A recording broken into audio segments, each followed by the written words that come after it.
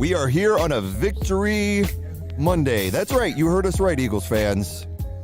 Your Eagles are victorious. If you're an Eagle fan, you probably already know this. We all know this. But it's nice just to say it, that the Eagles are victorious. Got our fourth win of the season in Denver on Sunday. And we're here again at the Where Eagles Dare podcast with Lee and Tubby. How's everybody doing? Thank you for checking us out on YouTube Live, Facebook Live, and Twitch. And on all our streaming platforms, on Audible and Amazon Music and Apple Podcast and Spotify, and many others. If we're not on the service that you want, you can always send us an email, and we'll be glad to get on there for you. You can reach us at our email address, which is lee.bird, that's B-Y-R-D, .eaglesdare@gmail.com. And we have a lot to talk about today. So let's just get right into it, and let's let the music play. Fly, Eagles, fly, on the road to victory. Fly, Eagles, fly, score a touchdown, 1, 2, 3. Hit 'em low, hit 'em high, and watch our Eagles fly. Fly, Eagles, fly, on the road to victory. E-A-G-L-E-S, Eagles! That song. That's my favorite song of all time. I'm going to say it right now. I'm going to go out on a limb. Better than Stairway to Heaven. Okay. Yeah, better than Stairway to Heaven. I said it. That's what it is. So now, here's the great thing is that our own Tubby was at the game. So a little bit of, celebrity right here with us. You were there and got to see it happen. Oh, So man, how was it, man? What was the environment like? the environment was as expected. You and I know from going to previous Eagles games that Eagles fans travel really well, and we showed up and showed out in Denver for sure, man. Had a lot of Eagles fans around us. You look around the stadium, it sounded like 50-50.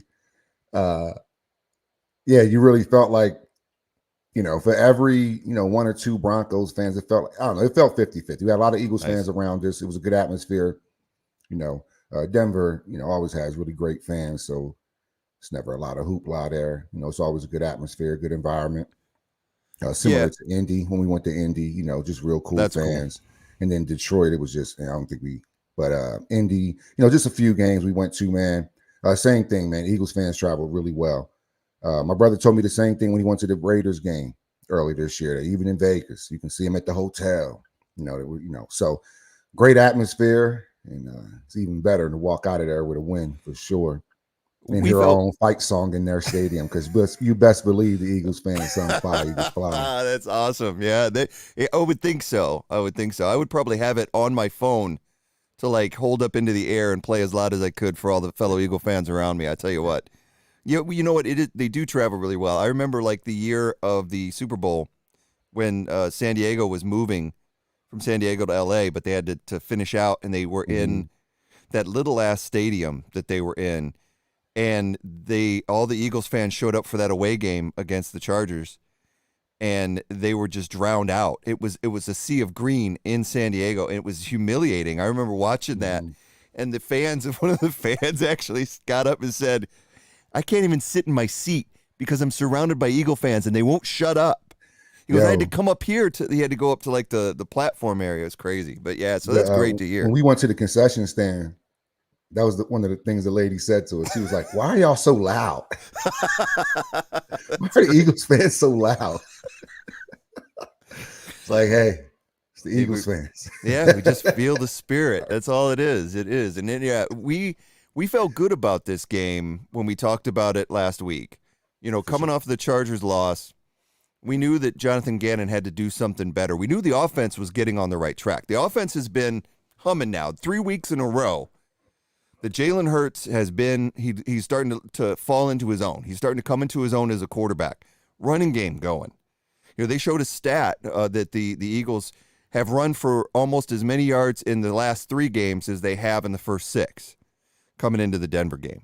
So we were definitely on a roll. It was just a matter of could they get the defensive effort that they needed to be able to stop the Broncos, who let's not forget just blew out the Cowboys the previous Sunday in Dallas. So the odds were going into this for the Eagles that there's no way the Eagles, after getting blown up by Dallas in Dallas, were going to go into Denver and whip up on the Broncos. That just was not supposed to happen, but it's not the way things turned out. Right, man. Not at all, man. Thought the Broncos defense was going to play a little bit better, but surprisingly, once we got to what worked and kept doing it, the game, you can just see the momentum in the game change very, very quickly, man. Very quickly.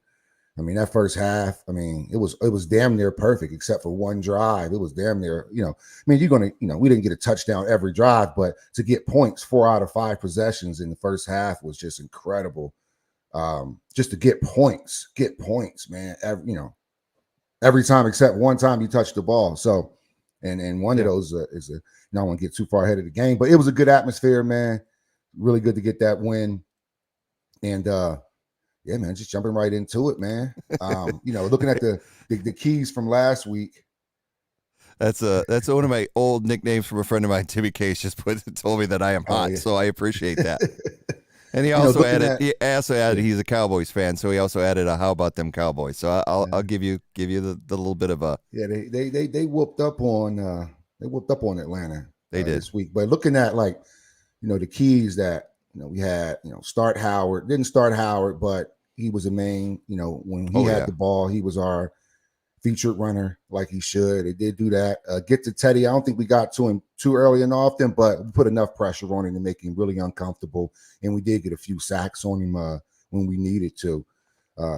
O-line blunders, not a whole lot. I think I text you about just the one block that Mailata missed that Scott could have went for a touchdown. I just don't see how he didn't get out there, man, and make that. Man, that play, because it was a perfect audible. I know it was such a perfect audible. It was. We'll talk about that play real quick because normally we kind of go in order, but today we're just going to discuss things as they come, and that's a good play to bring up. So, second quarter, I believe, and earlier in the game, the Eagles had gone 5 wides, so they didn't have a back in the backfield to protect Hurts. Denver came with a blitz. It forced Hurts to go out to his right, tried to hit Rager in the end zone, didn't happen. So it was successful for them. What I liked about what Sirianni did is he bookmarked that. He dog-eared that play. He's like, all right, we know when we go 5 wides, they're going to bring 6, 7 guys. So they come back on the next possession with the 5 wides again, except this time it's set up for a screen. And you've got Boston Scott lined up as a receiver, but as soon as the ball is snapped, he goes out for that screen pass and just slipped through the defense. And that blitz came, and yeah, you're right. Boston made a great pickup. And if it wasn't for Jordan Mailata missing his man, that would have been But 6. just the recognition of the play, because as you watch the play start, I don't know what was originally called, but you see Jalen come up and he goes like this. He changes the play. And you see Smith was on the edge. He echoes it. They echoes it back. So that's an audible there. They're changing up something because you see them coming up on the line. And I think that's why oftentimes the RPOs weren't working because they kept a guy outside. They kept flushing Jalen. It's like the job was flush him wide. That's why the run game worked up the middle. And it was like Denver did the opposite of us. They couldn't run up the middle, but they got outside of us like early and often. So, just back to that point, it was you see the audible change. Just being there, you can just see, you just see him changing and changing. I'm like, what is he changing it to? I'm like, man, maybe this is a quick throw. I can just hear. So I don't know what it was before, but you hear the change. You hear it. And he goes, set, and he comes back and does it again. So he echoes something twice. Yeah. He goes into a snap, comes back out of it. He does it twice. And when you see the ball get to Boston, because they're like right where we're at. A lot of the action happened right on the side we were at. Right. And as soon as you see him get the ball, all you can see is, you're watching the game from our angle, you can just see nobody's behind him. All you see is this one guy. You're just like, oh, and you see Mailata coming, and then he bumps into Scott. It was just a real clumsy play. I mean, other than that, as far as the, going back to the keys, as far as the O-line blunders, we had one bad snap that, was fumbled, kind of trickled over, but other than that, that was when Kelsey had to go out for that one play and Herbig came in, and then the backup center comes in. How beautiful is that? And then just snaps it right into the ground, bowls it. Yeah. he was playing bocce ball out there or something. I don't know what was going on, but yeah, that's right. O-line blunders wasn't too many. And that was good. And the thing is that they got off to they jumped on the Broncos early, like the Broncos jumped on the Cowboys 2 weeks ago. They jumped on them early, and they knew they needed to. And what I liked was you could tell how fast that the Eagles moved down their field on the first possession, that they were running their scripted plays, but they were running them to perfection. They started out with a heavy dose of running from Scott, who just gashed him through the line right off the bat, and then Hurts with his end-around runs really made a difference. And so seeing them come down the field, did I lose you? Are you still there? Okay, your screen froze for a second. Yeah, so I was making sure you're right. I didn't know what was going on. If it does it again, let me know. I'm on this extended router right here. I can switch to the. Oh, okay, gotcha. It becomes a problem, but the extended router is right here in the room with me. Go on. Yeah, so they came down the field, and if it wasn't for that empty backfield play, which they learned from, and it seemed like when they did go 5 wides, that was the signal for the Broncos to blitz, and they made them pay for it. And after that first initial play, settled for a field goal right off the bat. And then, like I said, they hold the Broncos, come out right on defense. Gannon changed it up. We talked about against the Chargers how they couldn't give space like they did to Herbert. They couldn't give Bridgewater the space. And I've got like one of a couple of the videos I want to go over the initial way the defense was set up on the first defensive plays of the game. If you look at this right here, so this is something that we're not used to seeing out of the Eagles, is seeing all these guys up on the line of scrimmage. If you've followed this podcast and you've listened to us for a while, you know that we've been lamenting the Eagles' lack of pressure because they play a lot of kind of deep zone, and even when they play man, they play 5 to 10 yards off the ball. So you see here what they do with this possession is that they're lined up right on the line of scrimmage, and it's easy to stop the run when you do something like that because the linebackers are right up on the line of scrimmage, and then again. The very next play, so this is the Broncos' first possession. They do it again. They're lined up right in the gaps where they need to be. Everybody's covered.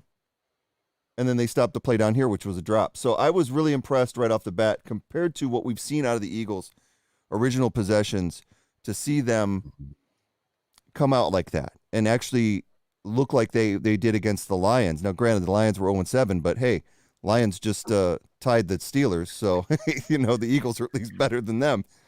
And it seemed like Gannon plays more aggressive, and he plays with more intensity with his defense when they're playing a quarterback that they don't necessarily respect. And Bridgewater was one of those guys that you need to respect, and they did put pressure on him, which I was surprised. I was shocked. I was hopeful.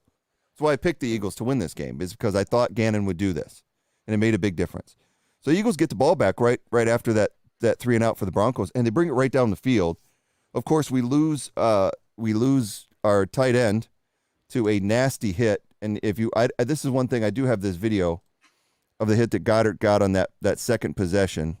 Yeah, I didn't see how Goddard got hurt. Yeah, this is pretty bad. So I don't know why this wasn't a flag. This is Simmons coming in, bam, right in the head. I mean, how is that not a flag? So this was a great pass. This was a great pass to Goddard, which was like a 24-yarder, and that Hurts made an amazing move off of. But he gets the ball, and this one I don't get it. I mean, the NFL's trying to talk about player safety, and this was clearly laid out. Look at the helmet to helmet right there, bam. The Broncos should have been flagged for a few calls that they were not. We were, it was a few plays on the tight end. That's definitely a penalty there. I don't know what Maddox said to the one guy. And then they picked up the one was a late hit out of bounds. And they picked up the one from us. Was it a taunt from Maddox? Yeah, the taunting call. So Tim Patrick's on the ground, right? Maddox had tackled him, and I don't have the video on that. But Tim Patrick's on the ground. He kicks Maddox, but the ref doesn't see that, of course. He kicks Maddox in his thigh. So Maddox stands over him, bows over him, which he shouldn't have done.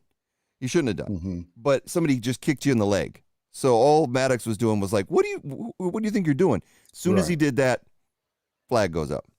Gotcha. Yeah, there was a few calls like that. The penalties definitely, when you look at them overall, the penalties, I think the total penalties for them let me see if I can find this out. Was 7 penalties for the Eagles for 89 yards, 4 for 29 for the Broncos. I am kind of glad that the refs kept the flags in their pocket for the most part, but there was some misses. Well, if you remember, so on the second drive, we lose Goddard on that one play, but the Eagles right off the bat, they're up 3-0. Hurts throws that pass to Devontae Smith for 36 yards down the sidelines with Patrick Surtain in a bear hug around him. And again, no call. So we're lucky that Smith made an amazing catch. Probably one of the catches of the year for the Eagles. Gets his butt down. It was 1 foot in his butt cheek. They showed it multiple times, a replay. So he definitely was in bounds. But yeah, they didn't make the call that Surtain had him in a bear hug prior to that pass. So, what are you going to do? But it was, next thing you know, inexplicably, first quarter, the Eagles are up 10-0. And it's on. Just like that. And it was good. Yeah. Then we come out, we have I think we have the 3 and out there. I think that's when you text me about the RPOs with Hurts. I couldn't really tell from my angles because it's hard to tell what the defensive ends are doing. I just knew they were playing us wide. You could tell they were just playing us wide. It was like they didn't care if we got beat deep. They kept a single safety, it seems like, unless it was like third down, you see 2 safety high. But it was almost like I don't even see why they just weren't working. Besides, I think Hurts had the 31-yard run, which was like the next possession after that. Right. Other than that, he was averaging like 1 yard a carry, 1 yard a carry, 13 carries for 22 yards he had 14 for 53, but I'm saying that was 31 yards in one play. The other was 13 for 22 yards. And, I just find that to be unnecessary, man. We did get the touchdown on that play. That was the one to Smith. The second 5-yarder. The second one. The second one, yarder. Yep. And he had the 31-yard. It was a 12-play drive. So we had the 3 and out. Really terrible drive. And then, boom, we get right back to it. They come out with a 12-play, 75-yard drive with Hurts having 31 of those yards. 6.5-minute drive. We've been talking about time of possession, so that was good for once. And that's when he throws the 5-yard strike to Smith in the back of the end zone. Yeah, man, it was just but the rhythm, they didn't do a lot of RPOs that drive. There was just drop backs. You can see Hurts look more comfortable in the pocket when it's just a straight drop, or they playing him out of the shotgun majority of the time anyway. I kept saying, but he just looked smoother in the pocket. First of all, the RPO thing we'll touch on in a minute. The 31-yard run was a thing of beauty, and it's again where Hurts backs up, and I don't know if it was designed or not. I can't honestly tell you. I don't think it was. I think that he backed up and he saw a gap. It was a gap. Right. And he just took off like a shot, and he was just. And that's gone. when he should be running. And in fact, in my opinion, they showed the replay, and he had either Howard or Scott. I think it was Scott that he could have dumped the ball off to for the first down. He was wide open, but the gap was so huge that would have been a lesser play. So he takes off down the field. Now think about before then, like we're talking about the RPOs, the Eagles jump out early, 10-0, and then. The Broncos came right back and answered after the 10-0 start, but they did it mostly on the ground because the pass defense was not giving in. But Gordon was really hitting. I think they said that in the first quarter, Gordon and Javonte Williams had 47 yards between them before the Eagles shut that down. But their first drive, it was all mostly runs. So they make it 10-7. Then we go 3 and out again.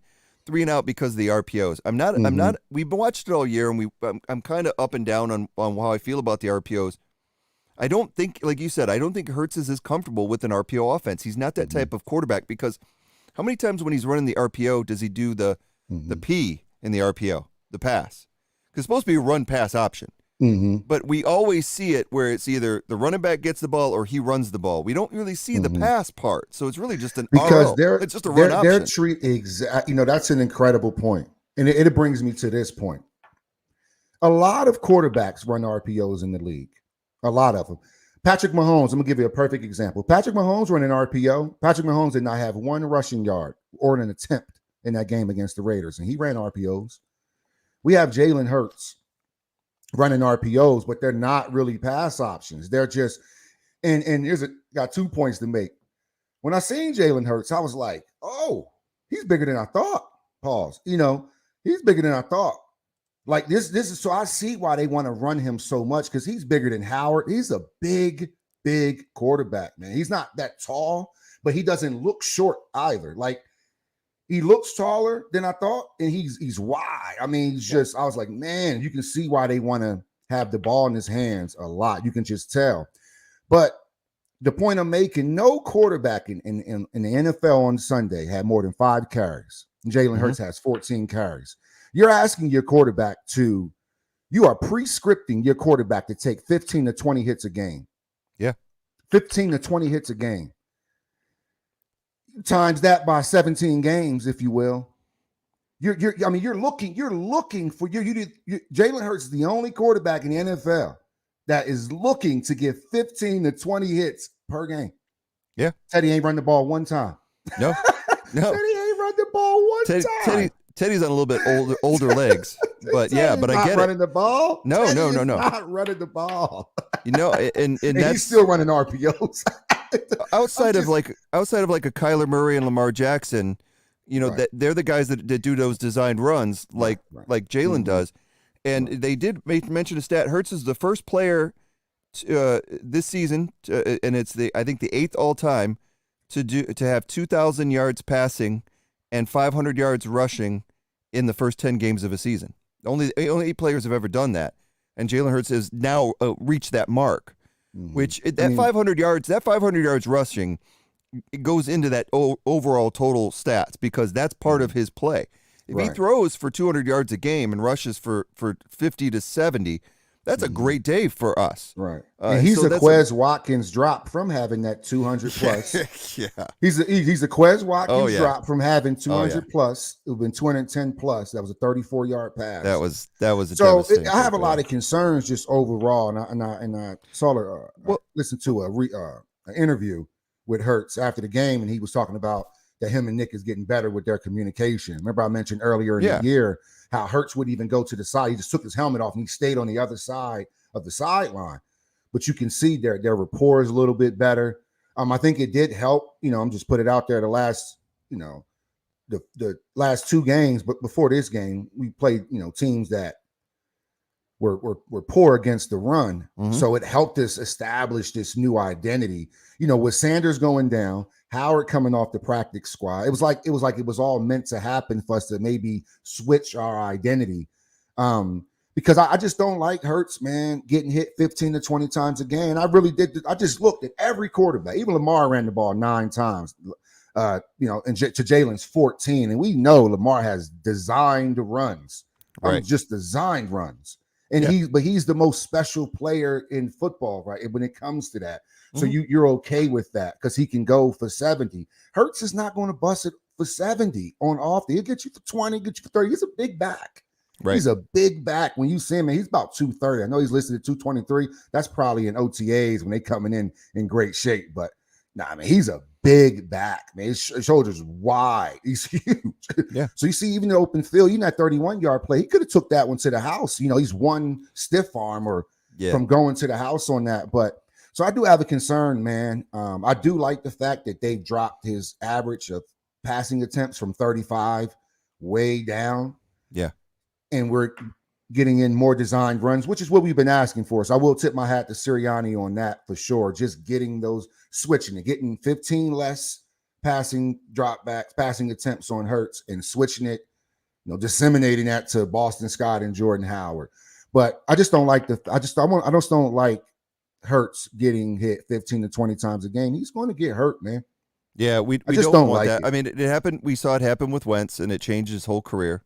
Yeah. And going back to the RPO thing is that the RPO, there is the pass part of it that I don't think that Jalen is incorporated into the game. Mm-hmm. And like Nick Foles, he never incorporated the run part of it very often. He was just the pass option guy. Right. And so, but they did it well. And the thing that I see with the RPO as it affects Jalen Hurts is that when it's a designed run, or when it's a designed run for him or designed run for the running back, there's a clarity of purpose. When it's an RPO, and Jalen has to choose between handing the ball off or taking it himself, I see that about 75% of the time he takes off himself, even if it's the wrong call. So I have like a play here dialed up. A couple of the RPOs from that drive we were talking about that they went 3 and out. This is And the so you second watch. drive. Okay, This is second the drive. the drive. Yeah, after they've gone up 10 nothing, Oh, and so this is the third drive. yeah. So the Broncos are up. They're behind 10-7, and it's early in the second quarter. And you see this play here. Jalen gets the ball, and he has to make a decision, and he tucks it himself. Even though Hold on, run that back. Now, go back. now Rewind, if this block is made by the tight end who came in to fill in for Goddard, then maybe Hurts springs out wide. But if you look where the running back was, there is a gap there. There is a gap for the running back to go through where Boston Scott could have gone through. Go ahead, run it back. Pause it right there. Okay. Yeah. Here is the moment. So here's the thing.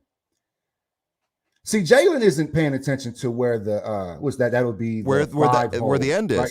He's not exactly. So he's not necessarily paying attention to like what Boston Scott can do. All he's looking at is the shoulders of that defensive line. Are they square or are they turned towards me? So go back to the snap. I mean, right at that handoff. I just want to see where the lineman shoulders are. If they're square, that's right. Or pre-snap. if they're towards the.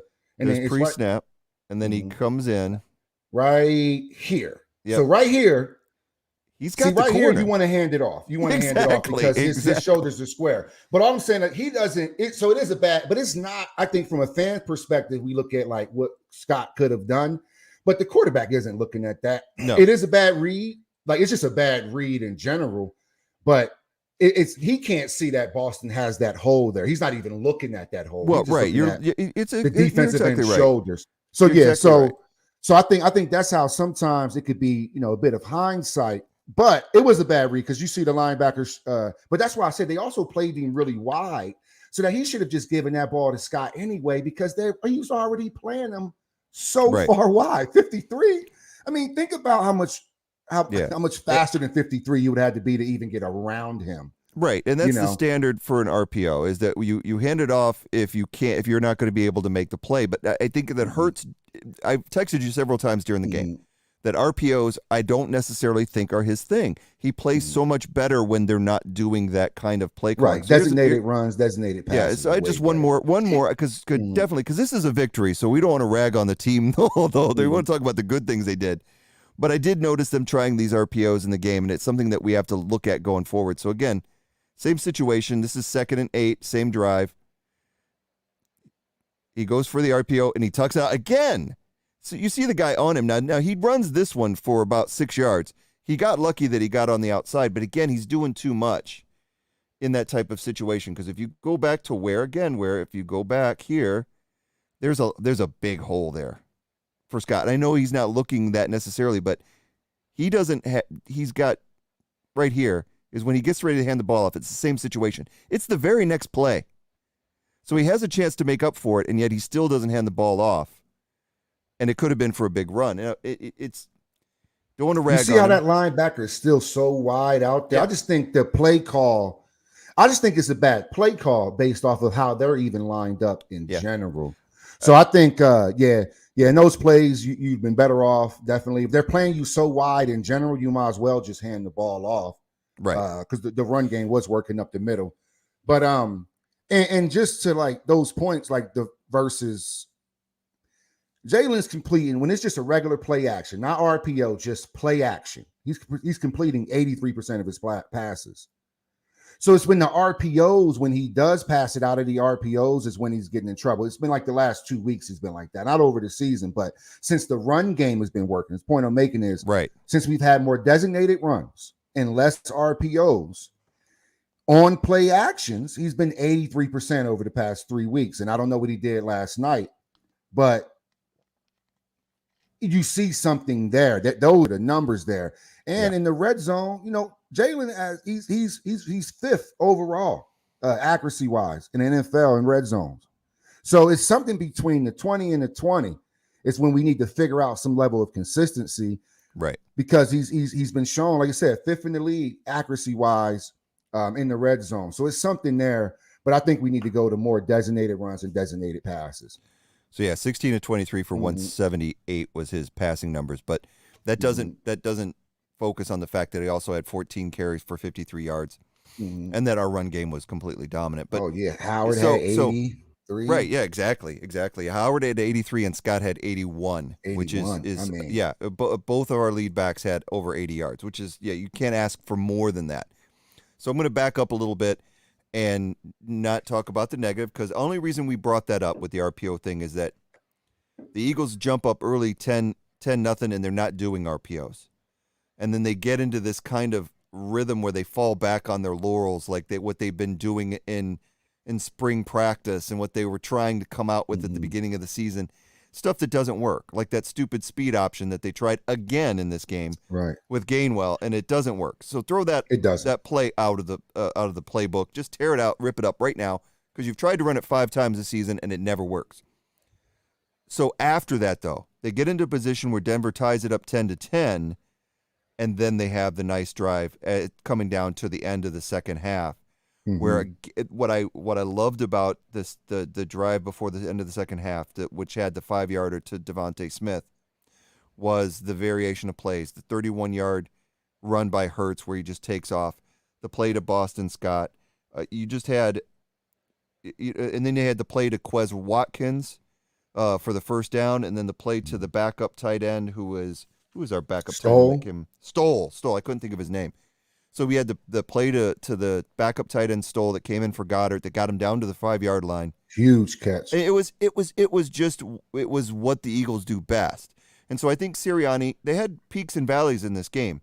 But the one thing you have to be happy about is that when they had those little valleys where things were low, they came right back on the next drive. did, Unlike man. other games. Unlike other where games, they went into the turtle shell. This time we'll do something different this time. Same thing on the defensive side of the ball. The defense came out and played high pressure, and they didn't get a ton of sacks in this game. But like you said, they made Teddy uncomfortable. He didn't have but 1 or 2 deep passes the entire game. Of course, didn't run. They gave up 47 yards rushing to Javonte Williams and Melvin Gordon combined, and gave up the initial touchdown to Melvin Gordon. But Javonte Williams and Melvin Gordon each finished the game with 45 yards and 48 yards respectively. So after that first drive, the defense locked down on that running game, which is just impressive. And so what I loved about that second quarter was it came down to they scored the play to Devontae Smith. There's still, at that point, how much time was left in the game? Let's take a look. It was at 3:07, the Broncos get the ball back. 3 minutes and 7 seconds left in the second quarter, going into halftime. You get a stop here, then the Eagles got a chance for more points, and they get the 3 and out. And a huge sack by Fletcher Cox that on Teddy Bridgewater on third down. That just, I mean, it was vintage Fletch. So you can't be, I think it was a minus 14-yard sack. So they punt. Eagles get the ball with 149 and just rip down the field. Now, we had the miss play to Quez. Quez for 34 yards. Man, I mean, you should have heard the air leave. That's how you knew it was a lot of Eagles fans there. You could just hear man. It was in his hands. It was in his hands. I mean, that was a nice ball from Hurts. We've been saying he's struggling with his deep ball accuracy, and that was the one time he gets it right. And you're like, oh man, I mean, it was a dime to Quez. Jeez. Dime, man. We ended up settling for it was like a 52-yard field goal. Getting out of that. Yeah, so they bring in Jake Elliott. You're right, 52-yard field goal. Good memory there. And to end the half up 20-10 when they had just come back and tied it. That was key. Because, again, they didn't get their heads down when Denver came back and tied at 10-10. They go into half up 20-10, and granted, it could have been 24-10, and that would have been great. Quez doesn't normally drop those, but it hit him in the hands, and we just can't go in with your head down.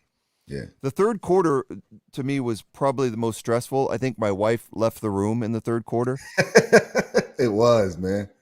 She went into the other room and turned on a movie, and I understand completely why, because the first thing that really upset me was Denver gets the ball to start the third quarter, and Gannon goes into that drop back 10 yards off the ball. Weak. And we got video of it. We're not going to look at the video. Don't need to. If you're an Eagles fan and you've watched this team all season, you know what I'm talking about. we're talking about every single defensive back 5 yards off the line of scrimmage to 10 yards off the line of scrimmage at the snap. And you got to play to Cortland Sutton in the third quarter where he just gashes Steven Nelson, who doesn't even have a chance to make the play because he's so far off the ball. And like we talked about was what, he had his shoulders to the sideline anyway. But I think a lot of it has to do with that scheme. And what I think Gannon was trying to do there at the start of the third quarter, what I really sincerely thought he was trying to do was to go into kind of a prevent mode. He does believe that bend but don't break defense actually works. He's delusional. So he's aggressive for 2 quarters, and then he's like, you know what, we're up by 10. Let's lay back a little bit and then play this zone. And all it did was get him, down into the Eagles' red zone. Now, fortunately, we had a great play with the blocked field goal, which was just, Welcome back, Wallace, huh? Oh, man, I'm telling you Welcome back, Kayvon Wallace, huh? Yeah, around the corner and just, that third quarter, I must have lost my voice because I went from yelling at Gannon in the defense and then the block from Quez. Then the Eagles get the ball, and then they go back to the RPOs. I think I texted you, this is the worst possession they've had the entire game because it looked discombobulated. And then on the 3rd and long, Hurts throws into double coverage and nearly gets picked off. And if it wasn't for Smith knocking the ball out of, or actually it was Quez. Smith, it was Quez. No, it was Smith. Smith came back and made a hell of a defensive play. I remember that. He came over the top on Surtain and knocked it down. Otherwise, that would have been a pick.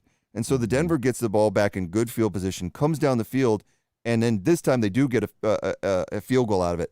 And I've got to say that even though that bend but don't break offense was in, the Eagles, once they got into that 10-yard line, then they started playing a little bit more pressure. But I've always said it should never come to that. You should never let them down that close to your goal line. So they did hold them to a field goal. So it's 20-13 at this point. And the Eagles, again, need something on offense. And if you thought the possession before the field goal for the Broncos and after the block punt was bad, the one after that field goal, the 20-13 field goal, was horrendous. And Hurts throws a ball that never should have been thrown. Yeah, he throws again into double coverage. Yeah, I text you. I said that ball never had a chance. It was the same. It was the same. It almost like the same coverage in the same play. There was no separation on that play for him to even throw that. That ball should have never even been thrown. And it's weird. You know how they say Jalen can't run to his left and throw, like that's his weakness. But it's weird. It's like he can throw to the left from the pocket better than he can throw from the right, because both those attempted picks, or the pick and the almost pick before that, both came to the same play. I'm throwing it to the right. I wonder what's going on. Yeah, because he has more success over his left side. But anyway, it was just a really bad throw. You could just see them kind of getting a little bit complacent in general, where that ball just didn't even have enough pop on it to begin with. It was just a nonchalant throw. Like it was almost a jump ball. Like he was trying to get it in between the safety and the corner. It was right there in double coverage. But the touch on it, he had too much air on the ball. It's like you're going to get it. You got to get it up and down a lot faster than that. So just way too much air. It's like he has a missile. He has a cannon of an arm. But that intermediate, the touch pass, not intermediate, but the touch pass. He can throw the fastball, but the changeup, he got to go back to the pitching coach and work on that changeup a little bit more. And I think he can open up a little bit more with that, man. So yeah. And then we come right back, man. So we get the pick. Go ahead. Well, that's what I was going to say was that before the pick, though, the thing that really that upset me about leading into the pick was that we came out in the third quarter in the second half completely flat. And I'm sitting there, again, I'm mad at the defense because we reverted back to all these other games. The entire third quarter, we're playing the same way we played the Chargers, the same way we played the Cowboys, the same way we played the Buccaneers. Right. Where we're doing RPOs and they're not working. We're playing off coverage on defense, and I'm like, they're going to lose this game because they're not playing Eagles football from the first half. Run the damn ball. So we come out in that possession, and Howard gets a 5-yard run, and then Boston Scott gets a 21-yard run. That was such a hell of a run. You could feel the energy come back into the Eagles fans. We were feeling just like you were at home. you could feel the energy come back after that Scott run. That's a good point. And then right after the Scott run, they come out with this wishbone formation. I don't know what the hell it was, but it looked like a wishbone. And then you actually had a back off to the side. And then when the ball is snapped, the Broncos lock down on everybody, and Hurts doesn't know what to do, so he goes down. He basically just came up and just went down, right? And so now they're pressing again. And then the very next play is the pick. And I'm literally on my couch losing my mind, and I'm just going insane. No, God! No, God, please, no! No! No! No! And that's how I felt. I'm just like, this is not going well. And then like we were getting ready to say is that the Broncos get the ball back. Now they're down a touchdown. They score a touchdown here, and it's going to be a whole different game. It's just going to be 20-20. The Eagles are already pressing, and they get the play to the tight end Fant, which nearly drove me insane. Again, all 5 DBs on the line. They go 5 wide, all 5 Eagles DBs 10 yards off the line of scrimmage. Fant goes completely clean. Nobody there. Harris makes the tackle, but it's a 20-plus yard play, and now they're in Eagle territory. Eagles hold them to a 4th and 1, and they go for it with Melvin Gordon, who looks like when he initially got it that he got that touchdown, but that wasn't what happened. Was because somewhere in that scrum, our boy Darius Slay, well, actually the ball just got stripped and it hit the ground, and Darius Slay came up with it, and Johnny on the spot. I'm telling you, the play was amazing. We've got it here on video, and if you haven't seen it, this changed the game. I mean, we're sitting there. If the Broncos score on this play, then we're toast. I mean, we're basically going to be going into a situation where we're tied up, and they have all the momentum. So it is 4th and 1, and Gordon gets the ball, and just the rest is history. And I'm sitting right there at the 36. It just changed everything. Gordon gets the ball comes out. There's a scrum for it. Slay comes out with it, drops it, turns to go back, goes back to his right, then everybody's there, goes back to the left and starts cutting up field. When he gets through here, bro, everybody yeah. started jumping, going crazy, grabbing each other. Oh, man. I mean, right now, that right at the end of the third quarter, changed the entire game. That third quarter was excruciating for me until that moment. I actually had turned the sound off because I could not stand Adam Archuleta, the announcer. He was driving me absolutely bonkers with his commentary. He's a bonehead, by the way. So I had to turn the sound off. And as soon as this happened, I turned the sound back up just so I could hear the crowd and hear, was it really a fumble? Because I thought maybe the refs were going to blow it dead. But you can't see when Gordon goes into this pile that it's an actual fumble. It just squirts out. I couldn't see it. You said you saw it there at Denver. Yeah. You can get a good glimpse right here. You can kind of see the ball pop out, depending on how slow you run the replay. But they showed it pretty clear in the stadium. You just see that ball pop out right here. I think it's Fletch. I think it's Fletcher Cox. Let's just let it go through and boom. Let's see. It may be even Fletcher Cox. I see it. I see it. You I see that it thing is squirting around. Fletcher Cox even try to jump on it afterwards. Fletcher Cox tried to jump on it first. He sees the ball goes like he punches it out the other end. It's so hard to see in that scrum, but Slay came out with it, and then I just love how he drops it, picks it up, goes back to the right. There's a ton of Broncos there. Nope, I'm going to go back to my left, and I'm just going to come up the sideline. And I just couldn't believe that there was no block in the back. There was no holding call. There was nothing like that. And it just turned out to be a game changer. I mean, really, without that play, I don't know what happens in this game. Because not only did it lift the Eagles up, it completely deflated the Broncos. And then everything just went back our way. The Eagles, they didn't score but another field goal in the fourth quarter, but they were running the ball again. They were controlling the clock. And you know how I feel about time of possession, especially if we're running the ball. You know what the final time of possession numbers were? The Eagles with 34 minutes and 58 seconds to the Broncos 25:02. The second time this year we won the time of possession battle. Very important in this game. And it won the game for the Eagles. It really did. So They came out and it just changed everything. It just changed everything.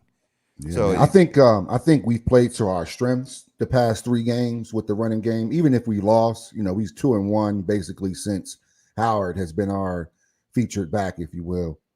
And since we've come down from the 35 passing attempts to around 20 to 25, if need be. But yeah, man, I think remember, like I've been saying for a while, man, we have a running line, and you can tell because even in that fourth quarter when we really needed the most, Howard's still running strong, and that line. This is where I believe our line makes their money, man. Especially with big guys like Mailata. Can you imagine 6'8" Mailata pushing you in the fourth quarter? You're just like, man, get off of me. And his team is winning; they're just pounding. So I really like what we did, man. I like the consistency. I think, sometimes we can, every coach is going to try a fancy play or try something quirky here or there. They can't help themselves, right? You got your own playbook. You think everything works. Right. If you've drawn it up, you think it all works. But yeah, man, I really like overall the tempo that our offense had overall. I mean, like I said, even in the first half, we come out. The rest of the game after that, like you said, was wash. We just kind of ran the ball and had another key stop. And that was pretty much it.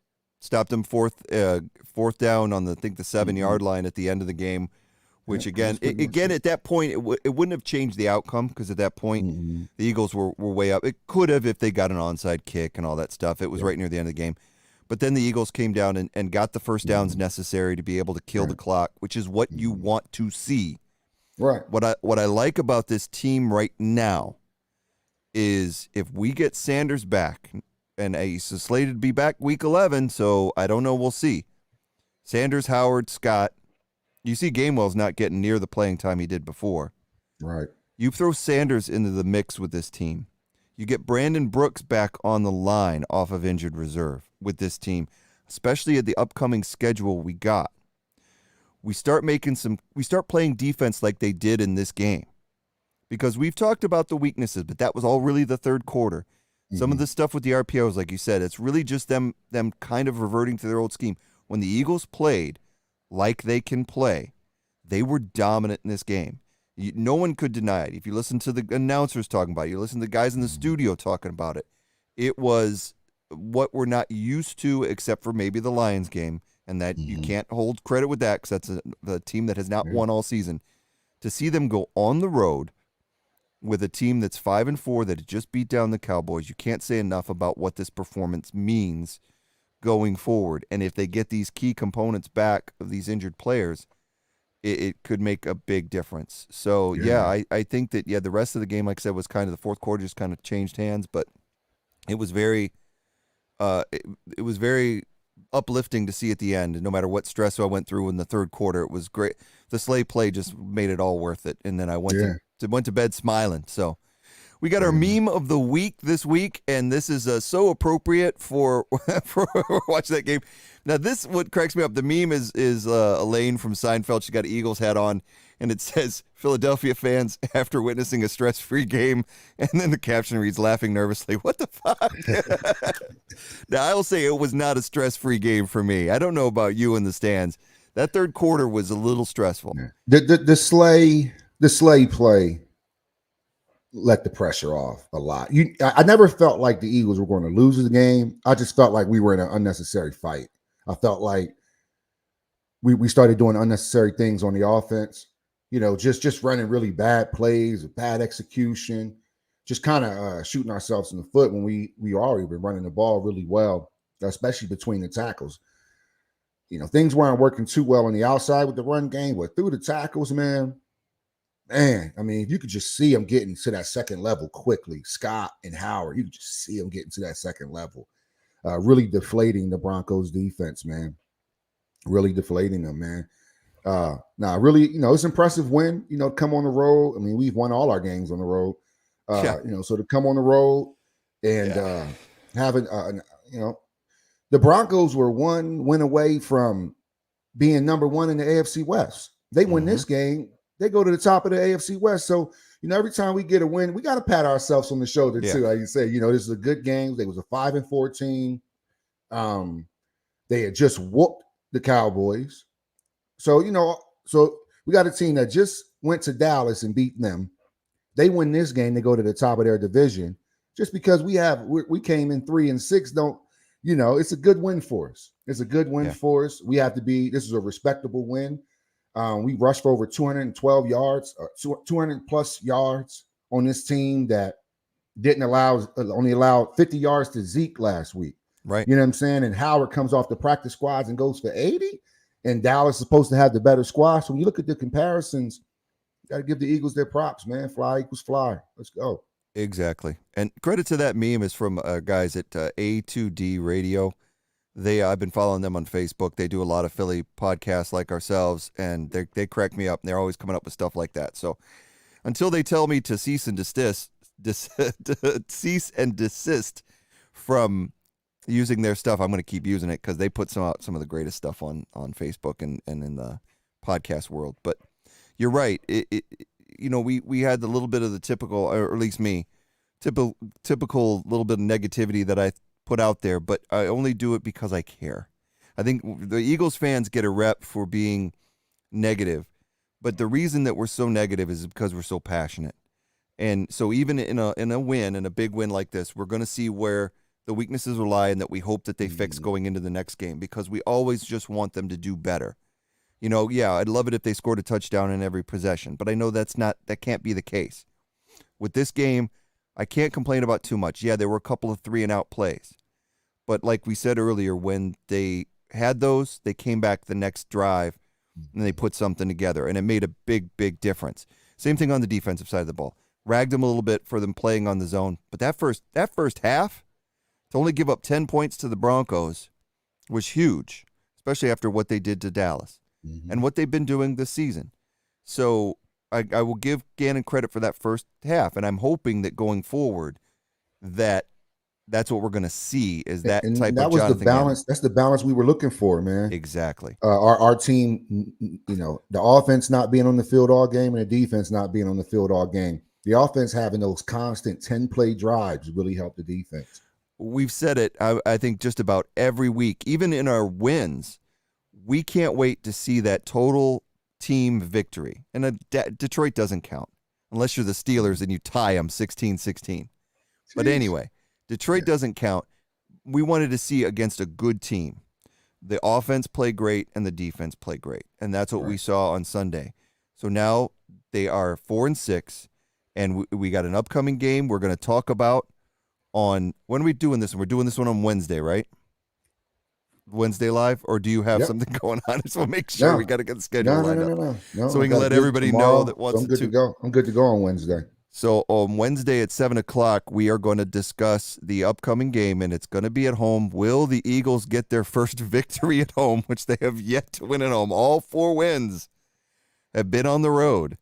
So will the 5-4 Saints, which is they're a tough team. They're not going to be easy.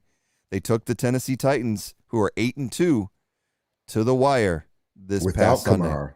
Without Kamara. They got Ingram back in the fold now. And he became the all-time leading rusher, past Deuce McAllister, to take over as the all-time leading rusher for the Saints. So Mark Ingram is no slouch, especially when he's in a Saints uniform. Also got our boy Malcolm Jenkins back on this team. So there's a lot to look forward to and a lot for us to cover with this game. But we will find that out on Wednesday when we discuss it. So it was a good week. I'm already lined up for, when the Eagles win, my mood is totally different. I feel great. Yeah, I feel amazing. And when they lose, you don't want to be around me. It's miserable. Just I don't know if it is in your household, but that's how it is in mine. So it's gonna be a lot of fun. Man. It's all based off my expectations. I know we have a young team, so I've been really tempering my expectations and just my emotions overall this year. Because it's hard to expect, new squad, new everything. Yeah. So we're learning, man. But I really like the atmosphere. It was really great to see my birds. Really good to see those gold helmets shining at night. Football is kind of even better at a night game too. Everything seems highlighted. Oh man, it was just, it was the first time they wore that uniform combination as well. So it was good to be there for that. Right. It looked good. The white shirts with the black pants with the white stripes. It was dope, man. They looked Yeah, good. that was They a played good. great combination, and yeah, they seem Eagles always seem to play better when they're in a new uniform combo. Man, it just seems to bring out the best in these guys. So Deion Sanders says, "You look good, play good." yeah, it's true. He should know. He should know. He was always looking pretty on the field, and I don't normally say that about Cowboys players, but I will give him credit. So join us on Wednesday, if you will, for our coverage of the Eagles versus the Saints that's coming up on this Sunday at the Link. You can also tune into us on all your podcast providers that are out there, Spotify, as well as Amazon Music, Audible, Apple Podcast, Podcaster, Castro. So, and if you want to tune into that show on Wednesday, it'll be 7 o'clock on YouTube Live, Twitch, and Facebook Live. And we do hope that you'll be back here then to enjoy that. And after all that, I'm going to turn it over to Tubby for your final words. Hey, fly, Eagles, fly. And go Birds! We'll see you Wednesday.